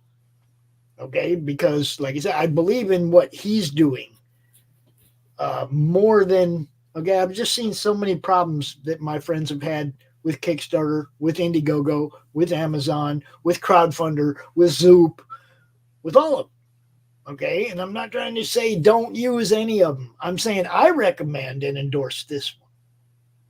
That's all. You know? Okay. I Yeah, think that's the first time I've ever heard of that. That sounds like it's like Kickstarter made by the people that actually use Kickstarter. It's like for comic people by a comic person, you know. And if you go look at the site, you'll see there's 40 or 50 campaigns up there right now. It's getting just like anywhere else your product is. You have to tell people where it is. It's getting eyes on it, right? No. You can see who works really hard to get people to go look and and you can tell who maybe isn't working that hard to get in their comic scene, right? They also do video games. They do video games. They do look. This is the place. This is why I do this, Mike. It's about networking and promotion. Okay. If I can help you sell stuff, that's why I'm here, bro. So that's another avenue of a place for you can go sell. And hopefully you'll check it out, take advantage of it. And hopefully some of these people will go to Amazon and then maybe later go to Fund My Comic and get some of your stuff. Yeah. I know there's a much bigger chance that I'm going to see it and talk about it if it's on Fund My Comic than Amazon, because I don't go look to see what's on Amazon. The Amazon stuff I promote is the people like you that come to me and go, hey, yo, can I come on your show, talk about my stuff? I didn't know your stuff was on Amazon. You see what I'm saying? I don't go look there. I don't shop for books. I promote books. So it's like if it's on Amazon, you kind of got to come to me. But if it's on Fund My Comic, I'm going to see it, and everybody in my network's going to see it. Because that's the one I believe in right now. Oh, wow. That actually sounds good. I'm actually looking at their stuff like right now. Like let's see. Let's click on the video game one. They have one video game up. Yeah, it's a new site, but it's like gained so much traction so fast. I mean, when you consider this site hasn't been up a year and there's more than one $20,000 campaign up over there, and yeah. What can you say? At least people are looking at the site, right? Yeah. People are spending money on the site. That's what matters. Put your stuff up there, and maybe you can spend a little money on YouTube. Oh my God. That's awesome. And I seen one guy. He set up this. I seen one guy. He already had all of his stock. He wasn't doing a crowdfunder, right? So he funded for $1 and then started selling his stuff. You know what I mean? He didn't need a funding goal. He already had it all. He just needed the storefront set up so he could sell it. You see what I'm saying? Talk to Luke, man. He'll hook you up. For real. He will. Who's my wooter? Who's wooting over here?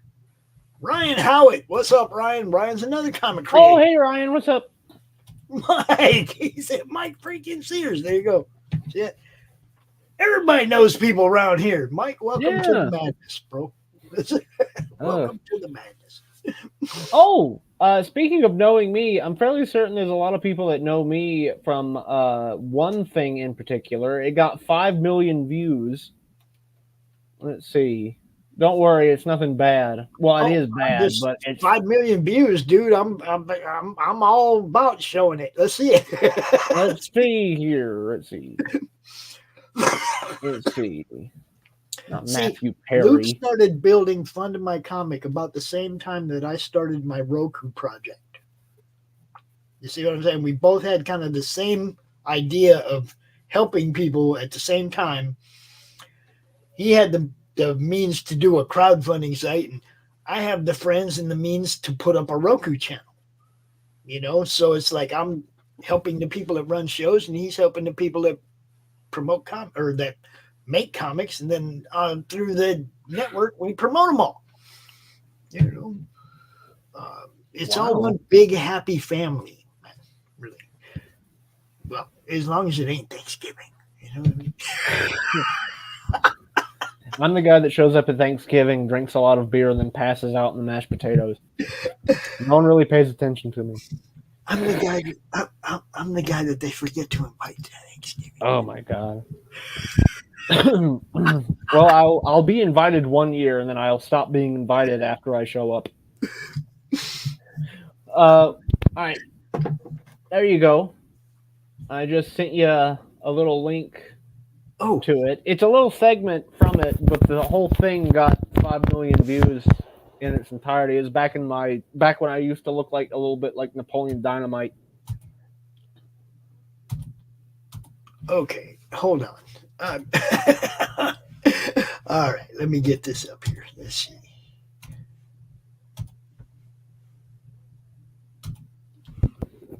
Shelter update? That's what we're looking at?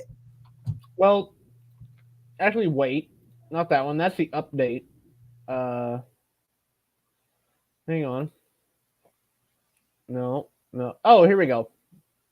Introduction. Copy. The update, not so good. Okay. Where are you at? There we go.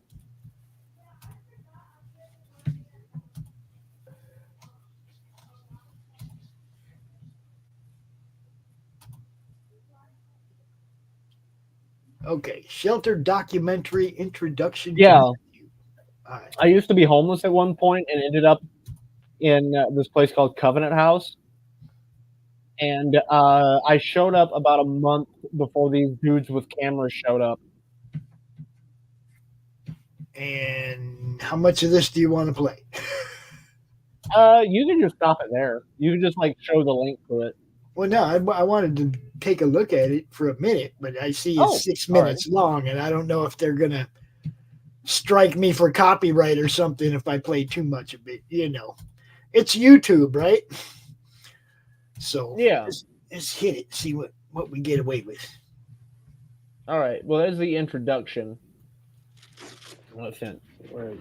This is practically the only thing I've got. The call that my mom gave my sister was, when he gets to New Orleans, tell him we moved and we're not giving the address and everything like that. So I'm cool with that. It's just that my mom had married my stepdad and everything. Stepdad and wanted to be with my mom more, and I pretty much didn't go out that much. I've never had a girlfriend or anything like that, so I was pretty much around the house and probably getting to be a big pain. So I don't blame her for that. Oh my god. Is it emotional looking back at that stuff? Not really. I just used to have a really stupid, pimply looking face. I'm looking. You got part 2, and some other people have done shelter documentaries as well. Oh yeah, the whole thing is about almost 2 hours long. That's just a snippet from it. Okay. Yeah. So you went from there to working. Yeah. Again, and it doesn't look like you're in a shelter now, right? No, I actually have a home. That's I actually leave little Easter eggs to that on the backs of my comics. Let's see. On the back of the first one, it says, Mike Seers is the author of many books such as Rabbit Man, Kid and Hannibal, Flint CW, Joe the Janitor, and many others. Mike was part of the homeless documentary Shelter from Vice. He now has a home where he makes these stupid comics. Comics. I don't know. I'm very self-deprecating.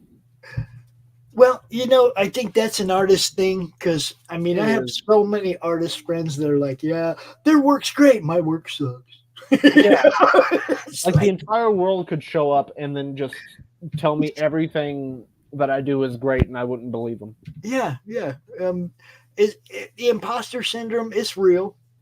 It's real, but at the same time, you have to figure not that many. There's no way that many people are going to lie to you.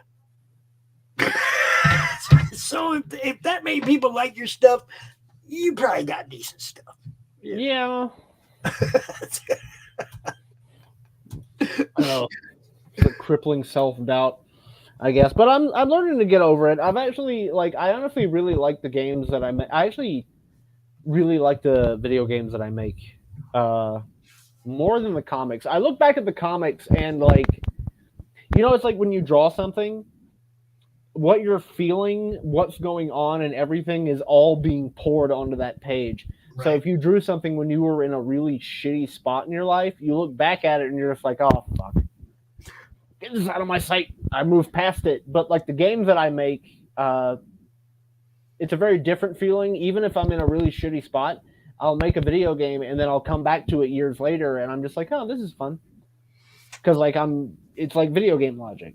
Yeah, well, you're trying to build something to have fun. That's gaming is fun, right? So even if you're in a shitty place, you're trying to get out the shitty place and have fun. Yeah, exactly. So escapism, man, I totally get it. That's what this is really all about. Whether it's sitting in a theater for 2 hours or whatever it is, it's escaping that crap out there. That's what it all is. So I appreciate what everybody like you does. Okay. Part of the reason I do this, and I've got to tell us a few of these people this, some of these people have given me a lifetime of entertainment. Okay. People like Mike Barron, for instance. Okay. And I got to actually thank him for that, being on the show. I've got to talk to a lot of these people that have actually provided me with hours of entertainment throughout my life. Okay. And I do this because I feel like I kind of owe some of them a little something in return. And, when all the cons went down and everything, I really took that to the next level. I built something that I hope that people can be proud of long after I'm gone. I hope this thing's still going long after I'm gone. And, the same with you guys. Okay. You're building something out of passion, and it's nice when people acknowledge what you do. That's all. I love what all you guys do, man. Keep doing it. I will definitely send you the link on Sunday for the draw stream. I hope you come out, man, because you'll have a blast, man. Doc and Jim O'Reilly, bunch of people come out. Ryan's been out a few times. It's fun. All right. It's fun. We have a good time. So yeah, I actually got a whole box of paper from a friend of mine. He used to work at Hobby Lobby where I was working at, and he showed up the other day to give me a ride. And I think the motel he's working at now just had a whole bunch of leftover printer paper and laminating sheets and stuff like that. And it was just a whole box of it, and he just handed it to me. Sweet. So I have a bunch of paper that I need to burn through very quickly, and I'm pretty sure I can do all that on Sunday.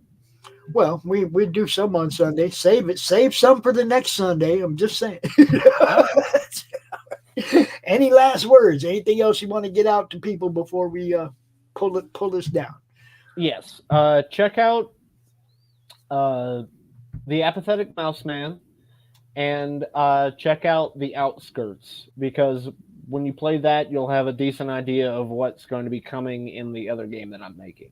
The other game that I'm making is slightly better, and The Outskirts will be updated at least one more time because I'm still getting feedback from it. But yeah, that's about it. And also check out Lesser Known Comics. My stuff isn't up on there yet, but still check it out because those guys are really fucking awesome. There you go. And you got the link to Mouse Man, and farther down in the chat, you got the link to the Rabbit Man. So you got both links for Amazon, people. Go check them out. Mike, thanks for coming out, man. I'm looking forward to seeing you on Sunday. Also, there is one question I had. Mm-hmm. On the message you sent. Hang on. Let me see if I can pull it up. 2 spots, 45 minutes each. Will I be coming back in a little bit? No. We had one guy that was on before you for 45 minutes, and then you're on for 45 minutes. And then oh, okay. I thought you said I got both spots or something. No, I think I was telling you to pick a spot at that time. I didn't know which slot you wanted, so I was like, just pick one of them. Oh, okay. Yeah, Chris came out at 5 to 5:45. You actually got probably more than 45 minutes. I had fun talking to you, bro. We've been out here for a bit. Oh, we've been here for like over that. We've been here for like almost an hour. Yeah, it's fun, dude. I love doing this. So, everybody go check out on Amazon, Rabbit Man, Mouse Man. Look up Mike Seers. Check out what he's doing. Get some gaming in. Do all that. And Mike, fund my comic, bro. Go check it out. Oh, I will. I'm gonna play some commercials and this is the other thing. I play people's trailers at the end of my show so that you might see some stuff you don't know about. See what I'm saying? So if I had one of your trailers, okay. You see what I'm saying? I see what you're saying. Sorry, I kind of came unprepared to this. No, but that's just part of what I do. Some people send me trailers and I play them. It's like, if you want to send me one, it'll probably get seen. All right. Cool. Well, I work really fast, even with video games. So if I come on here again, which would be awesome, I will more than likely have a trailer ready for you. Cool. All right. You have a great day, sir. It was nice meeting you, man. All right. You too. Peace.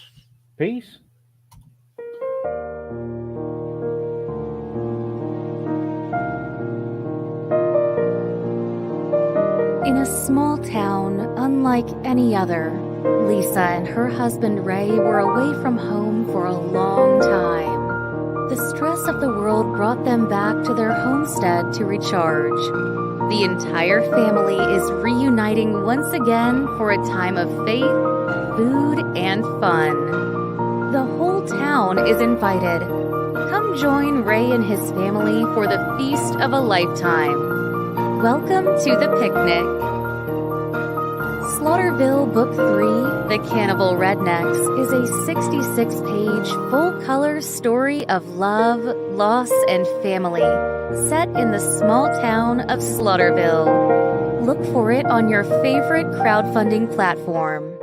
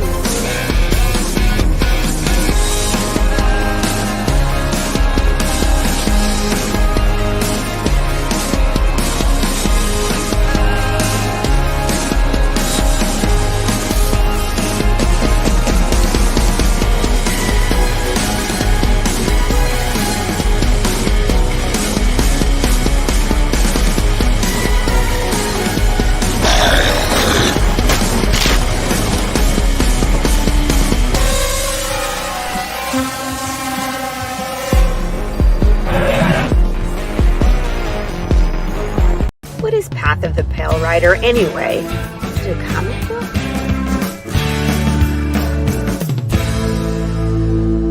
No, that's not it.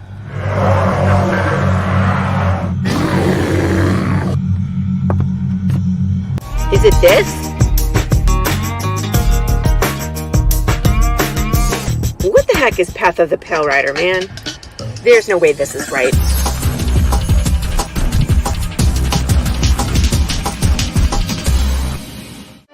How about this? I really have no idea. We're gonna rob a bank. Oh, it's this.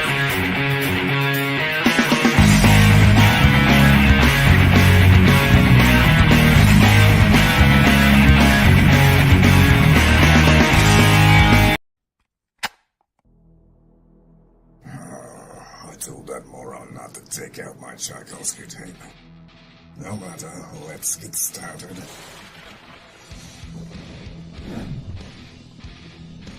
Here we are, Nancy Moon.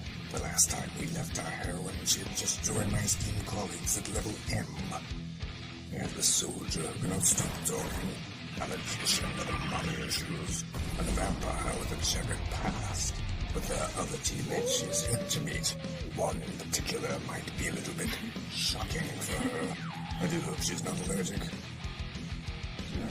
Back it today, won't you? Like right meow.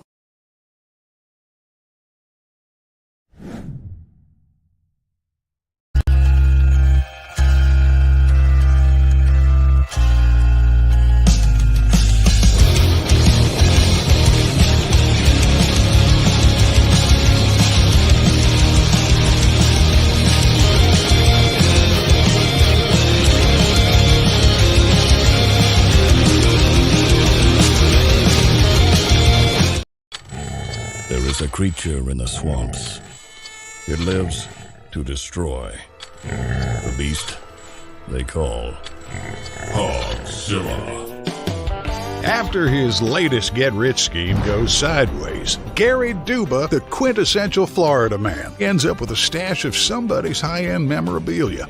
His gal Crystal is on probation and preparing for the fight of her life, squaring off against Australia's Queen of Combat. Delilah's got her back in training, staying off rich foods and the nose candy. Meanwhile, Gary and his best friend Floyd have been hired to wrangle a massive, abnormally aggressive feral hog that's terrorizing the swamp and wrecking Gary's old neighborhood. Can they bag the elusive monster swine without destroying the Sunshine State? Reserve your copy of Florida Man vs. Hogzilla at FloridaManComics.com.